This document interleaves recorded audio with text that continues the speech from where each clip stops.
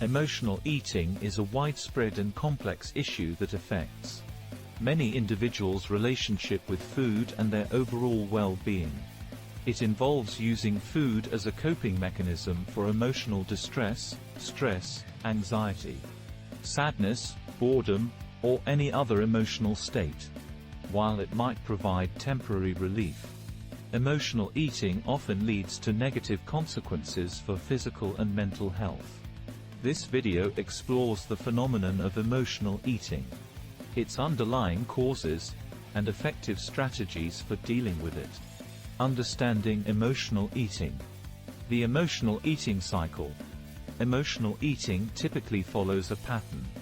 It begins with an emotional trigger, such as stress or sadness. This leads to cravings for specific comfort foods, often high in sugar and fat. Consuming these foods temporarily numbs or distracts from the emotional discomfort, providing a sense of relief. However, guilt, shame, or remorse often follows, creating a cycle of emotional eating. Common triggers.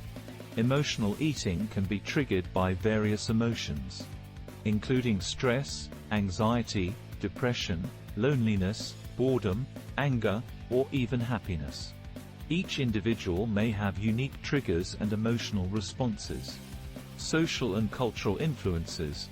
Societal and cultural factors can also contribute to emotional eating. For example, social gatherings, celebrations, and the availability of comfort foods can encourage overeating in emotionally charged situations. Causes of emotional eating. Psychological factors. Low self-esteem, poor body image, and unresolved trauma can contribute to emotional eating. Individuals with emotional eating tendencies may use food as a way to self-soothe or cope with these underlying issues. Hormonal factors. Hormones like cortisol, released during stress, can increase cravings for high-calorie, comfort foods. This hormonal response can reinforce emotional eating patterns. Environmental factors. The food environment plays a significant role. Easy access to unhealthy foods can lead to impulsive eating. When emotional triggers arise.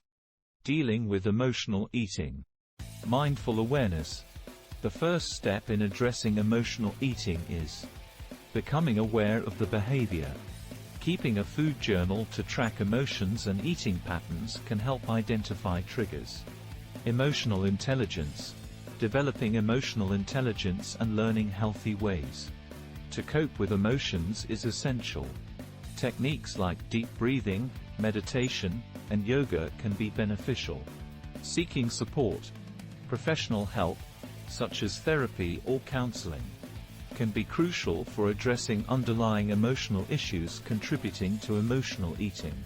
Support groups or talking to a trusted friend or family member can also provide emotional support.